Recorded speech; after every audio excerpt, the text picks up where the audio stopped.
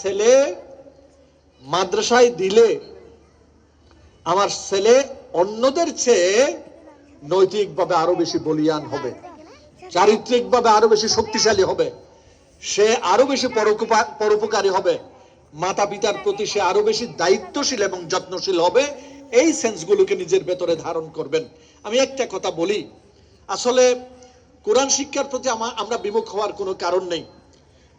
কোরআনটাকে আপনারা অবাক হবেন, শুধু মুসলমানরা নয়, অধুনা বিশ্বের সবচাইতে বড় বিচিন্তক এডওয়ার্ড সাইড, যার ওরিয়েন্টালিজম একটা বই আছে, যে বইয়ের উপর প্রাচ্যের ডিফাইন হয়, গোটা প্রাচ্য বিশ্বকে যার বইয়ের কারণে সংজ্ঞায়িত করা হয়, এমন মানুষ বলেছেন যে মুসলমানরা, আমার মনে হয় তিনি বলছেন যে আমার দৃষ্টিতে এক ধরনের বোকা, তারা কেন কোরআন পড়ে না, কেন কোরআন বুঝে না, কোরআন নিয়ে তারা কেন গবেষণা করে না।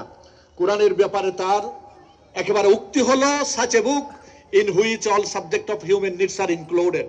কোরআন এমন একটা বিষয় যেখানে মানব সভ্যতার যে সমস্ত জ্ঞানের দরকার, সমস্ত জ্ঞানকে আল্লাহ পাক কোরআনে হাকিমের ভেতরে সন্নিবেশন করে দিয়েছেন। সবাই বলি সুবহানাল্লাহি ওয়া বিহামদিহি।